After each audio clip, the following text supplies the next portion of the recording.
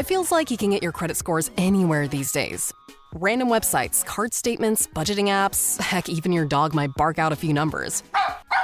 It's true. Credit Karma isn't the only place you can find them. But we actually do more with your scores to help you find your next financial opportunity. Like a more rewarding credit card, a game plan that helps you pay down debt faster, or a personal loan to help you save more on interest payments each month. Cha-ching! The possibilities are kinda endless. Download Intuit Credit Karma today to get started.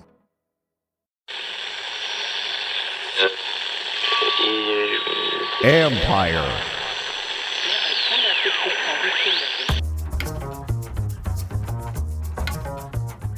Hey babies, hey babies, hey babies, hey babies, hey babies, hey babies, hey babies, hey babies, babies, babies, babies, babies. Hi everyone. Hi everyone. Happy Friday, everybody. Hi everyone. Callow has 1 week until he runs a marathon. 1 week, Callow.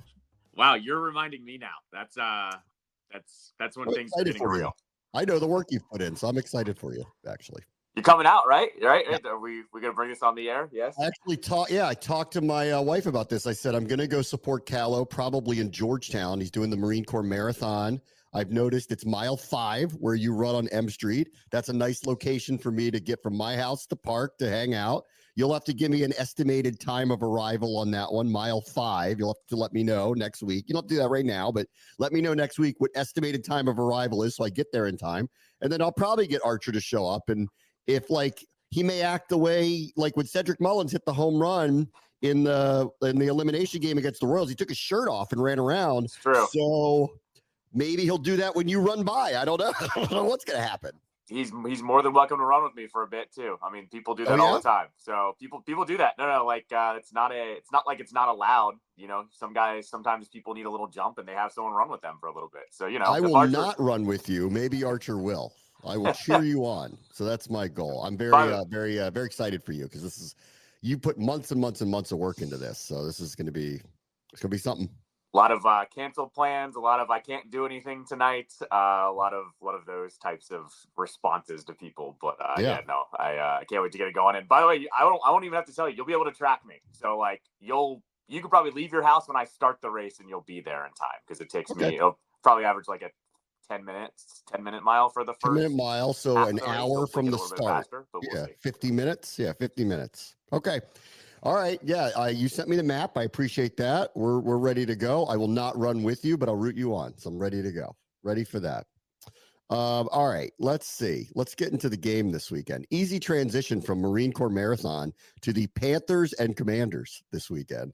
All right. Let me give you the issue. I'll give you the one issue. I don't think there's a lot of them, but I'll give you the one issue. And you know me, I don't want to get too overconfident about anything because, you know, we don't have a history of just winning, you know, like it's not like we're the Chiefs. We haven't had that. So I'll give you the one issue, and that's this. John Allen's out for the year. Dorrance Armstrong, I guess we'll see. I don't know. Guess we'll just have to see. Javonte John Baptiste, to a lesser degree, out. So we're talking about rotational pieces being gone. And the one thing that Carolina is really good at and really strong at is they have a very good interior O-line. They paid for it. They paid like $150 million or whatever it was to get Damian Lewis and Robert Hunt.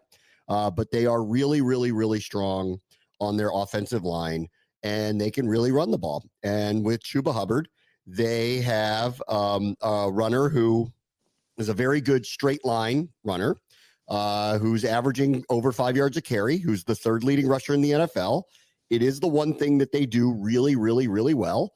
And because of the injuries that Washington has, and because they've struggled against the run anyway, if I'm going to be concerned about one thing, it is that this weekend, that will they be able to limit the run? And can Carolina, not unlike the way Washington wanted to limit the Ravens' possessions last week, I'm sure Carolina wants to limit Washington's possessions this week because their defense, which I'll get to in a minute, has been really poor, ravaged by injuries, and seem helpless this weekend. But the one thing they can do is they can really run the ball. And so that'll be an interesting thing for Joe Witt and company to try to deal with this weekend. Yeah, I mean, I think that's concern number one, especially with how does this team deal with the absence of John Allen? Like, we can say on paper that they've got these options behind them and they can do it by committee, but push comes to shove when the actual game happens. None of those guys are as good as him on per snap, right? So yeah, this is going to be a good first test to see how that, you know, those backup defensive linemen by committee do. Yes. There was a hint at what they're talking about, and I think it's more on passing downs than anything.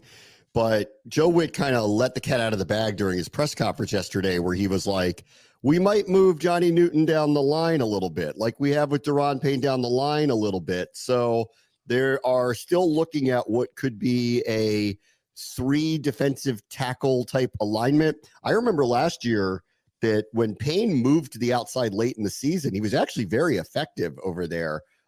He's kind of a weird mismatch for tackles because he's of the size that they don't like to deal with, and he's got speed. So we'll have to see how they play this a little bit. But the idea here is this with the run game.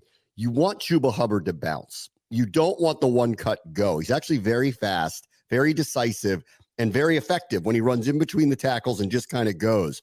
But when he bounces, that's not his strength. So that's what I see on tape when I watch him. So this is what I want. Clog up the middle, make him bounce, eliminate a little bit of that speed. They're not as good. They're not like Washington blocking on the edges with their receivers and their other players. Let them do that. And I'll take my chances with that more than I will with him running straight ahead. Because if they get into a rhythm where they're running the ball straight ahead, they are going to limit possessions in this game. I still have a hard time buying them winning, honestly. But they could limit possessions, and then weird stuff starts happening. And this team hasn't turned the ball over very much, and they haven't had a bad bounce yet. So that's why I'm like, I don't want to get into a game in the third quarter where all of a sudden it's lower scoring than I expected because the teams have had fewer possessions, and it really starts and ends with Hubbard not being able to dictate the terms of it, which is running the ball up the middle of the field. Yeah, you don't want it to be a close game where you have to grip it a little bit harder, where it's like you have to score and they're having these long drives. I think this is what I started to worry about when I started looking into them is I get it. They are not the Ravens offense. Do not compare it. But no, they're not. No, they're not. But if they can run the ball successfully, they can have those longer drives that keeps Jaden off of the field. And then all of a sudden, like I've said, it would have to be a perfect game for them for it to go this way. But all of a sudden, if it's a 1 possession game and they have a misfire, Washington does, and all of a sudden they're down by 3 or 7 in the third or fourth quarter, it's just not something that we're going to want here. I could see where it gets dicey is what I'm getting at here. When I saw these stats, I couldn't believe it. On Andy Dalton, get this one. With 3 passing touchdowns, so that'll happen over the next couple of weeks, he's going to pass Sonny Jurgensen for the 22nd most in NFL history, and he's under 1,000 yards away from passing Joe Montana for on the standings list of passing yards all time. So that's the kind of career that he's actually had. A lot of it is longevity. He had an incredible run with Cincinnati for all of those years. He's on the back 9 of his career. But I will say this about him and watching him. He's still effective. And when unbothered in the pocket, he's very good. And they do have a very good number 1 receiver in Deontay Johnson. I wouldn't, this is kind of like the what everybody talks about McLaurin, like, is he really a number 1? I'm like, he is on this team and he's kind of heart and soul and all that stuff. But I'll hear you that he's not Justin Jefferson or Tyreek Hill or all that stuff. Same thing with Deontay Johnson. If they do trade him, which I think a lot of people think they will, he's going to make somebody a lot better overnight. He's a very good, maybe not classic 1 receiver, but 1A. He's very, very good. I'm not scared much of their other weapons, honestly. But when they're quote unquote on time and Andy's kind of unbothered, the reason why he has the stats he has is he knows how to play and he's very accurate. It's when he's moving that it's when it all hell breaks loose with him. And even this many years in, it's not that he's immobile. He can move a little bit, but he's not fast. And he becomes wildly inaccurate and will throw picks. So, and I think Witt kind of hinted this yesterday too. He kind of let the cat out of the bag on this one. They're going to bring heat on him. And I don't like injuries on the defensive line. They've got no choice. And so this is one where you go, all right, this isn't the Ravens. Let's match up with their guys. You're going to tell these corners, you got to do a good job against Leggett or Deontay Johnson because we're going to bring heat because we think that Andy Dalton's going to make mistakes. So I expect a pretty heavy rush package. They're not going to sit back and wait. I think they're going to come after him this weekend. No, I mean, it would make sense. I'm with you. The little that I've seen of Dalton, like, they look like a professional offense. Like, it's not amazing, don't get me wrong, but him stepping in for Bryce Young, it was night and day that they were running an offense again. It wasn't just a guy showing up there. That's what Young looked like. I don't know what's wrong with Young, but with him stepping back in, they have a chance. On Bryce Young, I talked to Anish Shroff. You can listen to an interview earlier this week on the podcast if you listen back to it. And he basically described it as that his confidence was shot early in the season. And that they did because this is second year, but it's new coach, and the new coach is the quarterback whisperer. And I remember when they hired him, I went, you know what, that's probably the right guy to find out, can he play or not? And they still have a couple of years of runway with him to figure it out. He is on a rookie deal. They don't have to make a decision about him. I suppose if they don't feel comfortable with him playing at some point this year, they could talk about trading him in the offseason. But I assume because of their record, he's going to get back out there at some point. And at the end of the Bears game a couple of weeks ago when they were getting blown out, he did play a little bit, and it didn't look as bad. But Anish basically said, and I remember this with the Orioles. Remember Jackson Holiday came up and was awful. And then they were like, okay, you need to go back down, relax, get this out of your brain. I think the same thing was happening here. He came out, his first pass was an interception this year. It spiraled from there. Their offense was awful. They were averaging 6 points a game. It looked like a turnover on every single play. And so I think they did the right thing. And they're like, you watch this pro for a little while, and then we'll see where we are. And at 1-5 and hopefully 1-6, probably not in the too distant future, it will make no sense not to play him. Right? Because the season's lost anyway. So it'd make no sense. So I think we're going to see him again. And part of me's like, I wish it was this week. And part of me's like, you know what? I actually know what I'm getting out of Dalton. I would rather it this way, honestly. You also have the motivation factor too. I know Jaden was asked about him because they grew up together. So yeah. You also you don't really want that extra motivation. Not that I know that would change anything, but I'm good. I don't need to tempt fate on that. I'm with you. All right. Dalton is a robot. We know what he's going to do. So I'm perfectly okay with Dalton. Yes. Let's see. For the offense, I would just say this. I do have an expectation that this team is going to score 30 plus. If you get ahead, it's another reason why you won't see a ton of Chuba Hubbard running the ball in the middle of the field, which I think is better. And, it's just a better outcome.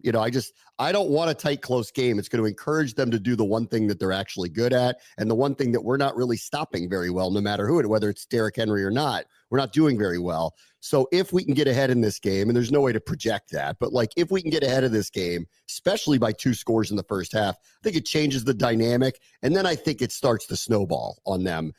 So at that point, I'd argue here, B-Rob assuming health, and I had heard last week, I was told that his knee injury wasn't particularly serious, but they felt like if he had played last week, he might have exacerbated the issue that he had, and then it would be something they'd have to maintain the whole year. So they made a choice to give him the week off, hopefully get his knee back in a spot where they feel more comfortable that he can last through the season. So they made a cognitive choice about him, which I think is the right one, honestly. I said this after the Baltimore game the other day. I'm like, it's a big deal he didn't play, but I really don't think he was the difference. I think they were throwing the ball either way against them, and they needed their defense to play a little bit better than it did. And B-Rob or no B-Rob, the outcome, in my opinion, would have been. So I actually think that the calculus they did on it was the right thing to get him ready. This is the week, if he is fully back to healthy again, this is a 20 carry game for him. This is or 15 carries and 10 for McNichols. This is a big run game. I think we're back to the 50-50, if not more, or rush offense this week. And they'll take their chances where they take their chances, because I'll get into it about the back end of the Carolina defense, which is a mess. But you think our D-line's messed up? They are totally messed up. Their best player is Derek Brown. He got injured in week 1. I couldn't believe this stat when I saw this. He had 103 tackles last year. That's a defensive lineman. Had 103 tackles. That's an NFL record for any D-lines. No one talks about him like he's Aaron Donald, but he had an Aaron Donald season last year. He's not playing. Shaq Thompson's not playing. They're missing 3 other starters on their team. Their defense, which wasn't great coming in, is decimated. So, and if you go watch them the last couple of weeks on their run defense, it's a joke. I mean, they're getting pushed 3-4 yards down the line. So I expect 30 plus carries this weekend and B-Rob to get 15 to 20 of them. No, I mean, that would be back to what has made this offense successful, right? Doesn't even matter who's back there at running back. It's been that whoever is back there starts getting 3, 4, 5 yards a clip and then breaks one. Like, I think that's where this offense has missed it, last week at least, was where, Eckler had the one good pass in the first half, but the more impressive thing about this offense has been it doesn't matter what running back is back there. They all break one a game, and they didn't get that last week. I expect that to completely change this week. Yeah. I thought Kingsbury said something interesting too in his press conference yesterday, which is I totally wholeheartedly agree with it. Like, being with the thing about being without Robinson last week, while I think game planning wise really wouldn't have changed much about what they did, and maybe they were to run the ball a little bit more than they did because it was Robinson and not the others, but I really think it would have been tilted pass run because I think they felt it was necessary. Was he described it as emotionally he mattered to us because of the way he plays and the physicality he plays with and the joy he plays with. And I agree with that. I've described it as he's the gas in the tank. Like, when they need something, when they need to calm everything down, they go to him and he delivers for them. Whether it's just a 3-4 yard run, it's almost never a negative play. Like, he plays with a lot. He plays with kind of that want to play, with very physical. Like, so I agree with that. That, like, and this is what we don't know what you don't know what like the character of a team is going to be or what they're going to hang their hat on. I actually think they want to be a very physical team, even though they have this quarterback who's capable of doing all these incredible things. I think they deep down just want to be like, we're going to punish you. And B-Rob's epitomizes that. And so I agree that, like, he's, in my words, the gas in the tank for them. They want to be this. They want the whole team to be that. And it's a big deal when he plays, whether he has a 100-yard game or a 50-yard game. They want that out of him.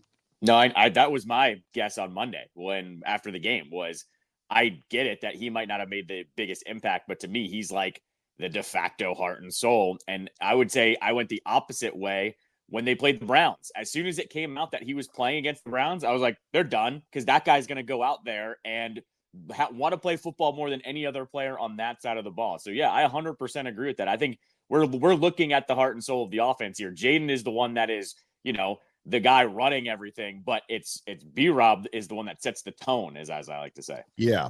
The other thing for the offense, like, I believe that Washington should be able to run the ball pretty effective. I think they should be able to do whatever they want, honestly. I mean, Carolina's defense is so decimated by injury. It wasn't great coming in, and the ball just kind of snowballs on them. You've seen this the last couple of weeks where the teams, like, even after slow starts, they had it against Chicago, they had it against they had a quick start against Chicago, had a quick start against Atlanta, and then it just started to steamroll the other way. Atlanta, who's got a really, really good run game, was just destroying them on the ground by the middle of last week. Caleb had a few moments, and then the back broke on them, and then Swift all of a sudden was running the ball down their throat. I expect the same thing here. For the passing game, I would say this, because you'll see this a lot with them. Again, with all of these injuries, they're relying on some younger players. JC Horn's having a very good year. You're going to hear a lot about him at the trade deadline, especially up here if he is actually available, because he's had a lot of injuries in the past, but he totally looks the part now. Anyway, they get mixed up on the back end. It's not a surprise. I think the linebackers and the safeties, it's all kind of new. A lot of the guys that were supposed to be there have been injured. They just lose people in coverage, and they give up these back-breaking huge plays. So I expect with Kingsbury, some of those kind of mesh patterns when he puts 2-3 guys in one spot. Watch out for McCaffrey and Zacchaeus. They're going to be running free, like, at the right place, right time, especially if you have this kind of run game that's rolling and you bring Carolina up a little bit. These linebackers are going to lose these guys. So I kind of expect a big day out of either McCaffrey or Zacchaeus. I couldn't tell you which one, but I have a feeling they're going to have 2 or 3 wide open streaking plays across the field because Carolina is just losing people in coverage right now. I also thought it was interesting, too, Cliff Kingsbury bringing up McCaffrey yesterday. I forget who had asked him the question about him, but basically it was like, this guy goes so hard, we need to tell him to slow down. And I was like, when coaches go out of their way to kind of talk about a player like that, it means that they're talking about him this week to do something. And I was like, okay, I'll eye McCaffrey here, because it looks like they're going to give him a look or two. I see it too. I think they want to reward him. He's been great with all the chip blocking and all the physical stuff that they've asked him to do, and they can reward him a little bit in routes. So I think it's going to be one of those two. I couldn't tell you who, but I think it's going to be one of those two. Carolina's just losing people in coverage. So I expect one of those two to kind of be the beneficiary of all that. All right, last thing, I just want to mention this real quick. it's Darryl Green's day on Sunday as well. Darryl Green is getting the key to the city from Muriel Bowser tomorrow. And then Sunday halftime, remember the game's 4:05 kickoff. So 5:30 or so, they'll be doing the ceremony to celebrate him. Somebody said it the other day, was like, he's on Mount Rushmore. I agree. I think if you were to pick like who are the four faces of it, Joe Gibbs is definitely one of them. I think Darryl Green is definitely one of them. The other two, I think, are arguable about who those two are. But I think Darryl Green, it's a no-brainer. 20 years in the league, excelled at his position, had so many major historic moments during his run with the franchise.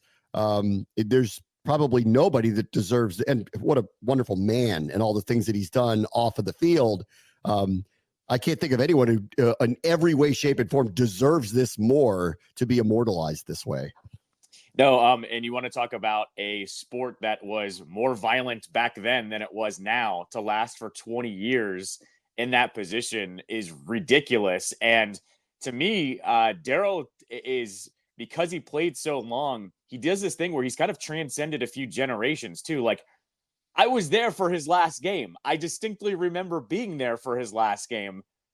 I'm a millennial. Like, we don't have much to cheer on, but I remember kind of saying goodbye to that era. And like, oh, by the way, he was on a Super Bowl team as well. I think having him play that long and having that longevity and being as good as he was, just like adds to his legend. And I always like to remind people, there was a time where Darryl Green, Deion Sanders, and Champ Bailey were all the cornerbacks on the Redskins at one point in time. Like, that's ridiculous. So, yes. And as you said, a wonderful man, one of the nicest human beings. I've met him a few times. He's always great.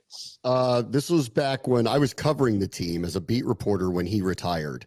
And I'll never forget, like, his last game, he came into the final press conference wearing his jersey. Everyone knew, they knew before the season it got out that he was going to retire. Yeah, it was a huge ceremony and everything. Season. Yeah.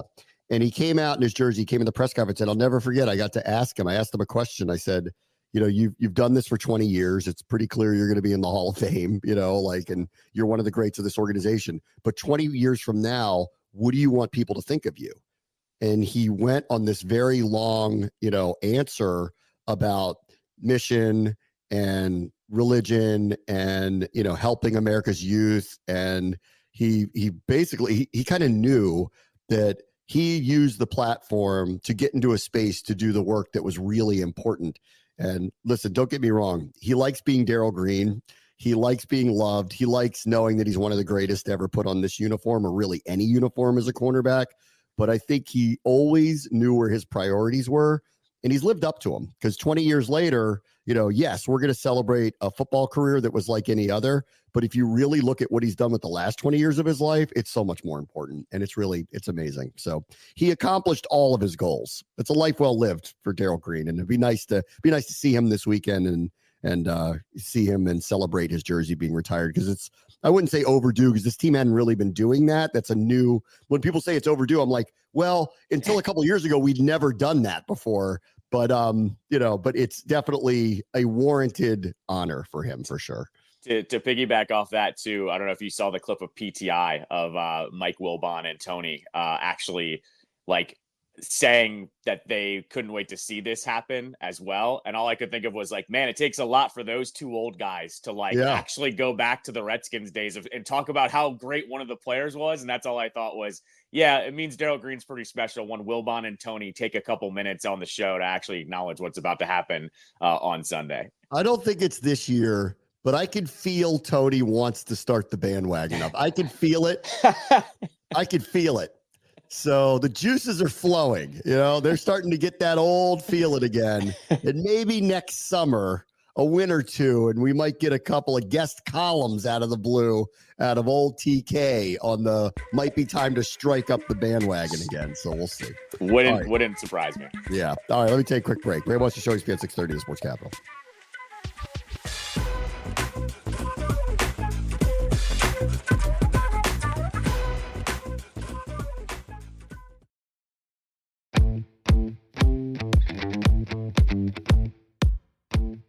All right, welcome back. Let's get into the rest of week 7. We did have Al's nightmare game last night, a crappy matchup between Denver and New Orleans, and Spencer Rattler, who is not ready for prime time, a Saints team that didn't feel like playing very much at home, should have been booed off of the field, the effort they put out there. And old Shawnee P gets to go home and get a big fat win against a team that looked like they were quitting in the middle of the season. It was pretty bad. I know someone that was at this game last night, and they were taking, like a panoramic video, and it was like the second quarter, and it was like half full. And I was like, dude, what's going on? He's like, this crowd knows when they don't have a team that's really worth going crazy for. And I was like, well, okay, at least you guys know down there, because that was bad. Would they score like 80 points in the first 2 weeks? It was something like that. Yep. And since, it's been a dud. So can't trust them. No, you can't trust them. Right. We've learned that. You can't trust them. Nope. You're like, this is one of those. This is on the schedule. Wish we were playing them next week. We'd kill them. We're not playing them for 8 weeks. So I'm like, oh, who knows? You don't know what they're going to be by the time you get around to them again. Right. See. All right, let's see. London gets a clunker in the Patriots and Jaguars. Jaguars, I assume, just stayed there for the week because they played last week. They were run off the field last week. Now they get to play a team that I guess has a better chance of scoring now that Drake May's starting. But this is awful. So sorry, London, our bad. This isn't even the worst one. This isn't even the worst game, because the Giants are playing someone terrible too. I forget what game that is coming up. The Giants, maybe it's in London. That might be Germany. I think this is the last Germany. London You're right. game. You're right. It's Germany. Yeah. It's Giants. Somebody. I think it's Giants-Panthers. I'm pretty sure that's what it is, because everybody was like, "Oh God, like why did they make that one on the schedule?" But yeah, as far as this one goes, here's my dream one here, because I'm a Trev hater at this point. I hope Drake May goes crazy in this game, and he makes Trevor look stupid. That's my hope for this game. Because isn't Mac Jones on the Jaguars too? They should make Mac Jones play against the Patriots. That'd be awesome. That'd be great. That'd be fantastic. But yeah, I'm full Trev hater now. So like I hope the Pats just go crazy on them. I'll be interested to hear. That's a good autopsy. Why are the Jaguars bad now? I'd like to get that autopsy at something. Like the Saints, I could see it kind of, especially if Carr got hurt, I could see it slipping. And like, who believes in Carr anyway? But like but the Jaguars one makes no sense. Like they just extended Trevor, like, which didn't totally make a ton of sense, but whatever. Like they don't have anybody better than him. And it's really bad, like really bad with them. So I'll be waiting for the autopsy on that one. We'll see. All right, let's see. Here's a good one. Seahawks and Falcons. Who I describe this as the battle of NFC playoff non-contenders. One or both could be in the playoffs. Neither will be in the Super Bowl. That's how I kind of look at it with both of them. Like both of them could be in the playoffs. Neither one of them will actually play in the Super Bowl. That's how I look at both of them. I could see the Falcons on a perfect path getting there. The Seahawks, absolutely not. Kirk would have to have the miracle run in January. Correct. I think he'd have to be outrageously good for them to get to the Super Bowl, which I guess is possible because he has 500-yard games in his bag. So I guess it's possible, but I don't think their defense is nearly good enough to actually get there in the end. No, Atlanta would need like the 10 coin flips to go in a row to go ahead and go to the Super Bowl. Like I acknowledge that, but I don't think the Seahawks have a real chance, especially with how bad Geno looked against San Fran last week. That was god awful. He didn't look like a professional quarterback, but for the Falcons, I don't know if you're noticing this too. Like Kirk is starting to pick up like the ATL slang, and he's doing the swag surf off the field. I'm just saying, you know how this works in sports. When the magic starts to, to percolate just a little bit, I'm just saying, I think there's a little bit there with Atlanta and Kirk. Yeah, I mean, he's buying into nerd at the club. Yes. I appreciate that a little bit. Did you hear him yesterday? Yeah, it was either yesterday or 2 days ago. He was like, well, in the most white way possible. He goes, well, one of my old teammates in Minnesota, he used to say, walk in your trap, take over your trap. So, it just means go into somebody's stadium and take it over. And I'm like, I can't believe Kirk is quoting this right now. And it's amazing. Kirk is a total nerd. But you know what? He knows that.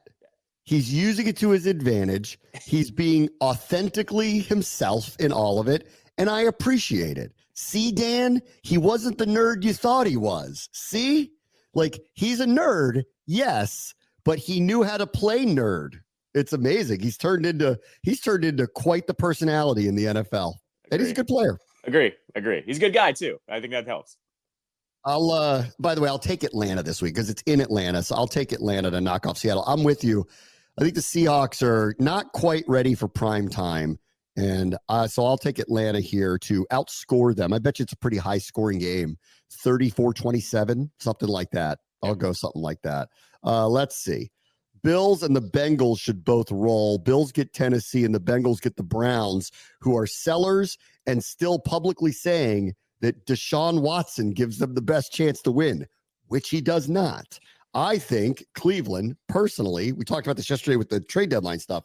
I think personally, they have signaled we're going to give up on the season. I mean, they already got rid of Amari Cooper. They're just giving away a couple defensive pieces away from saying we're going to tank and find Deshaun's replacement, Shador Sanders, Carson Beck, whoever it may be, Cam Ward, whoever they think it is. They're positioning themselves to be high in the draft. Bengals are going to kill them, and Bills ought to beat up on Tennessee. Albeit, though, I would buy that game's a little closer, but I think both of them should roll this weekend. We'll continue on. Will Levis is playing, so therefore they don't have a chance. That's been my mantra since the season started.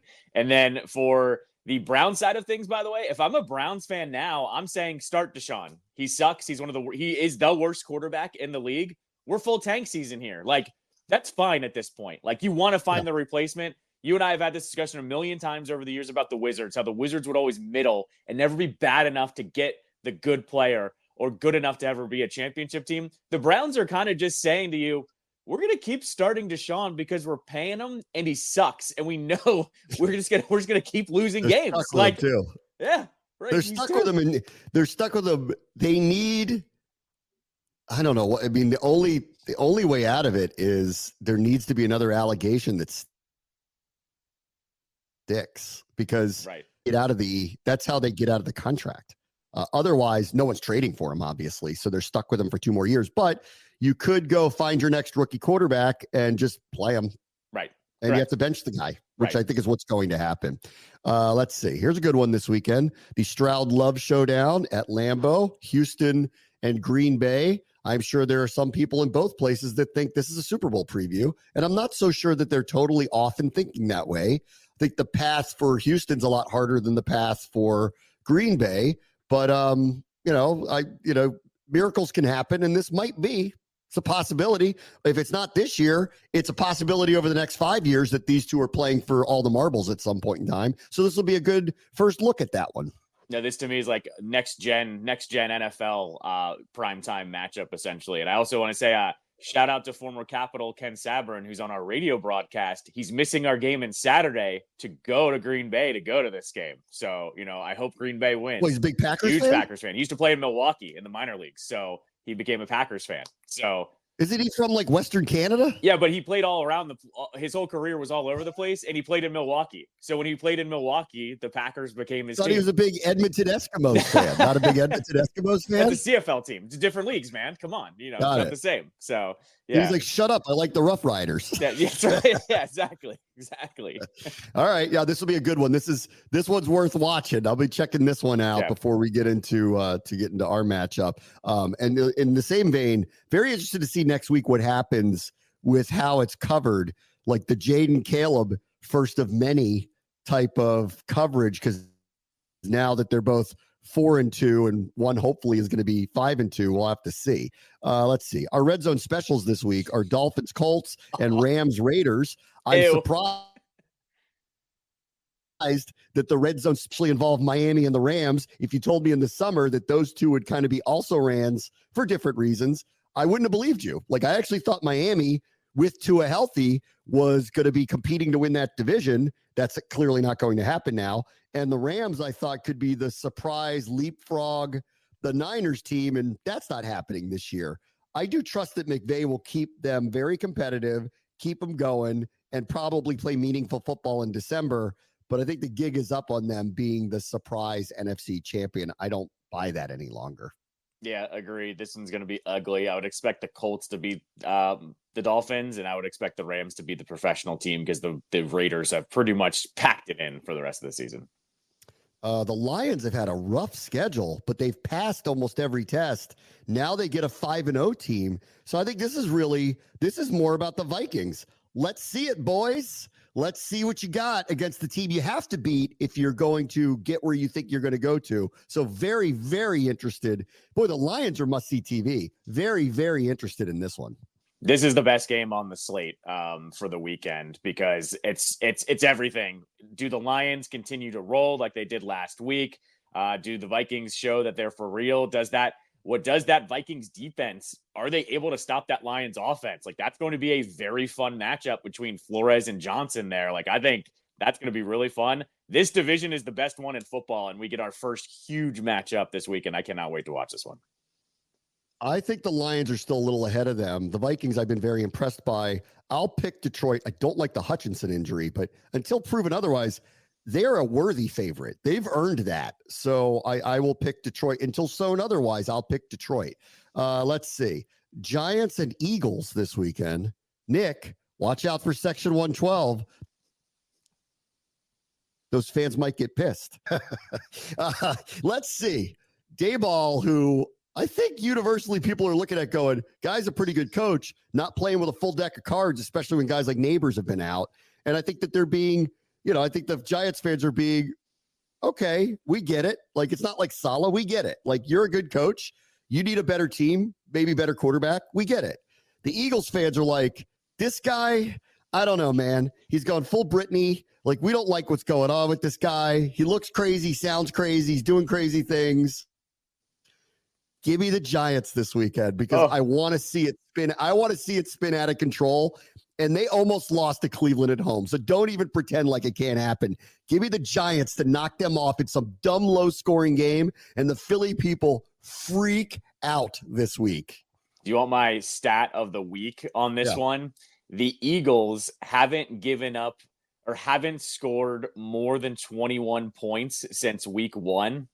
And the Giants have given up 21 points in every game. So what happens? Yeah. Because, and then, when I saw that stat, it was on Twitter and someone said, 14-7 Eagles. Like that's what it'll end up being. And they're still going to be pissed. So so the Giants easily could have won the game here because Washington couldn't score in the red zone. Remember, Malik Neighbors dropped a pass that if he didn't drop it, I'm not sure that Washington would have won. Like, it would at least gone to overtime. Well, actually, that's not true. They didn't have their kicker. They would have had to have gone for a touchdown. So I don't know how that would have ended up. They would have, could have, should have beat Dallas on that Thursday night game. They had every opportunity to do it and didn't do it. They could easily, after this weekend, be 3-0 in the division. They'll probably be 0-3, but they could be 3-0. But I believe it. I think they're going to win. I think they're going to knock the Eagles off because they're so messed up right now. So we'll see. This one, here's bold take for you. This will not be the Super Bowl again. Chiefs 49ers. They will not be facing each other in the Super Bowl again this year. In fact, I wouldn't be surprised if neither one of them is in the Super Bowl this year. I think Detroit's the front runner, albeit that Hutchinson injury is a big deal. You don't replace guys like that. So I think that's a really big deal. So we'll see how Dan Campbell handles all of that. But they look the part. They're toying with people. They totally look the part. I think Detroit's ready. So if it's not them, I feel like it could be Green Bay. I don't believe San Francisco this year because of all the injuries. They'll probably be a playoff team, and they may even win that division again. But I don't buy them to get through again. I probably shouldn't say that, and I'll eat my words on it. But I like a couple other teams better than them. And with the Chiefs, I wouldn't be surprised if they're in the Super Bowl again because it's Mahomes and Andy Reid and all that stuff. But after seeing Baltimore in person, I actually think they've got the unstoppable thing this year. And unless there's injuries to Derrick Henry or something like that, I got a hard time seeing anybody keep up with them scoring. So I'm not sure I buy really. Well, I totally buy Kansas City getting back. And I could hear out the case on San Francisco. But I don't think this will happen again. I don't think they'll be playing each other in the Super Bowl this year. No, I think the Niners they seem off this season. So I think it's more on the Niners than it is the Chiefs. The Chiefs, it's funny. They have not looked great, yet they still are beating everybody. So I wouldn't be surprised if the Chiefs are there. It's the Niners side of things on that one. And then Sunday night, we get darkness versus Let's Ride. It's the Jets and the Steelers. First look at Russ. Hard to know what you're going to get, honestly, in this offense. He is a capable quarterback. I know nobody wants to hear that, but he is. The Rodgers and company were very competitive against the Bills in the first deal under the new interim coach. I don't buy them. I think Pittsburgh's defense shows up. Devontae Adams showed up. Rodgers going to be forcing the ball to him. He doesn't even know the plays. Give me Pittsburgh here in probably a lowish scoring game, because I don't know that they're going to score a lot with the quarterback coming in, and the Jets defense is legitimately good. But give me Pittsburgh here, 17-13. That's what I think. I'll go Jets here only because I think it's going to be a close game, and I trust Rodgers more than I trust Russ. That's it. That's that. There's nothing more than that. I think if it's a close game, one possession game, Rodgers can orchestrate that comeback. Russ cannot. Maybe. Give me Jets 17, Steelers 13. Yeah. There's some kind of spell over the Jets, though. It's been for a long time, and now they're like putting the spell on themselves by doing the things that they're doing. And in games where they're playing teams that could be playoff teams, I don't trust them. So that's why I'll take Pittsburgh here. All right, let me take a quick break. Brave Watch the Show, ESPN 630 Sports Capital.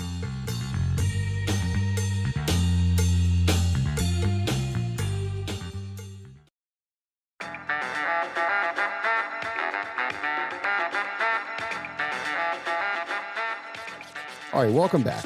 Someone needs to explain to me what Tony Bennett's doing.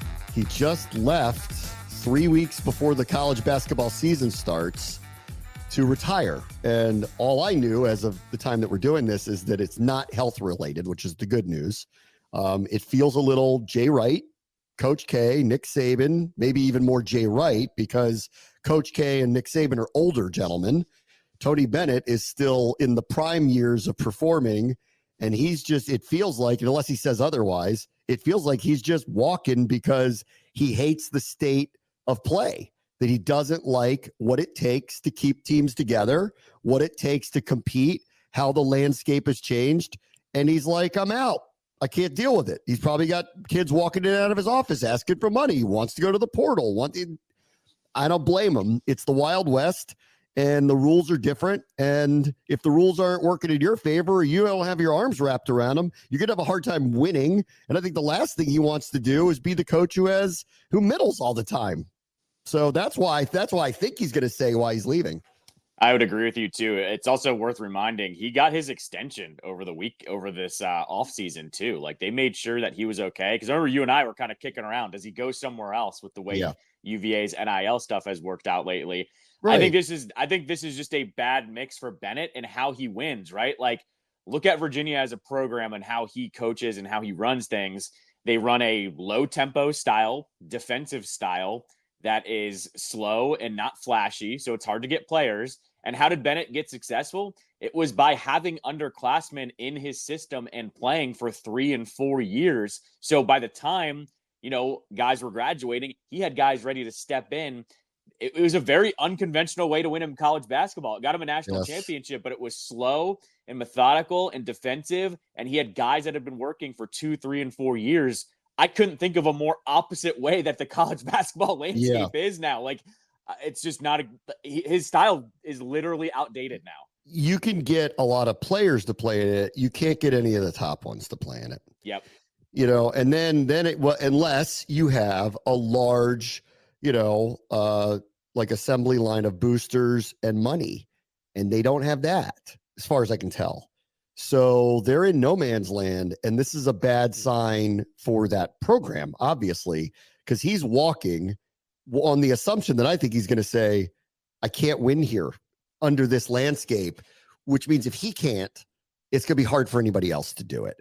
And, then you got to replicate. I believe the coaching matters on these levels more than most other places. And if you don't have a top tier coach like this, it's going to be hard to recruit, to bring people in if you're not flushing money down the toilet at them. So, we'll see what he does. Maybe he goes the Jay Wright route and goes on TV and goes, you know what? I like this sport. Here's how I can contribute. And maybe he takes a year off and some other bigger program somehow gets him to come in. But to your point, I don't know that anyone's going to love the way he plays because the kids don't like the way he plays. And it takes money to get the kids now. And They're like, yeah, right. Like, what's his selling point? Come here. I'll pay you a small amount of money to sit on the bench and watch all these other people play this system. And once you learn it, I'll pay you a middle-ish amount of money to actually star in it. But, unless you're Malcolm Brogdon, you're not going to have a big NBA career. But trust me, you might win an NCAA championship. It's a tough sell. It is. Yeah, I don't see it working out for him in the long run. Maybe someone gives him a chance somewhere else, but I also just look at this as well for him as it's a little Jay Wright, like you were saying too. I just think some of these coaches, they know when they don't want to do this anymore. 3 weeks before the season tells me a lot. Like, your recruiting is done with, your NIL stuff is done with. To do this at this time, that tells me your heart isn't in it. And all the more power to you that you could do that. But the timing of this is actually probably the most shocking way of all of it. Yeah, I'm sure they're not too pleased today that he made that decision today and didn't make it before he signed an extension 3 months ago. But, hey, the heart tells you what the heart wants. All right, real quick, let's see. Caps beat the Stars last night, had a big second period. I saw the majority of it.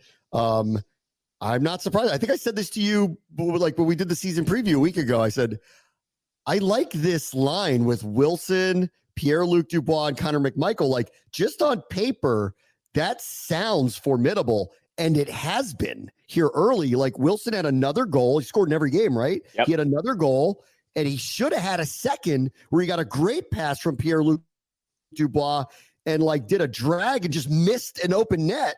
Like, he could have had 2 last night. I love that line. Not only that, that line is sneaky defensive, too. Connor McMichael is really turning into a really good two-way center now, and Dubois, I'm glad he finally got on the score sheet. Watch this guy away from the puck. It's starting to blow my mind, actually, why his reputation was what it was. He likes to go into the corner and battle and do a little bit of the dirty stuff. If they make the playoffs, this is like the perfect playoff line with Wilson, Dubois, and McMichael. I really like this line. And what they're doing, too, is they're alleviating the pressure off the quote-unquote first line with Ovechkin and those guys. I like the way that they're playing. What I actually like the most these last 2 games is you have 2 very good opponents in Dallas and in Vegas who have a ton of offensive firepower. They've scored and locked down, and they were helter-skelter last year when it came to that. This year, through 2 really good opponents. By the way, both opponents were undefeated coming in this week as well. They played really well, locked down defensively, not only on the forward side, but on the D-core as well. The D-core looks really good this early on in the season. I am pleasantly surprised about how well it's going, because these aren't like last year where they would score 3, the other team would score 2, and then it's hold on to your butts for a period and a half and hope that, Lindgren makes a bunch of good saves. They've played really sound, really well these first 3, but these last 2 have been really, really good. The last 4 minutes yesterday was hold on to your butts, because they got a late power play and then they went 6-on-5 and they possessed in the zone for like the last minute. So it was, but they only got 1 or 2 real decent towards Lindgren last night. So it was a good win for them. And they get the Devils this weekend, who they already played once and lost to earlier this year. All right, everybody have a great weekend. I'll talk to you on Monday. Brad, watch the show, ESPN 630, The Sports.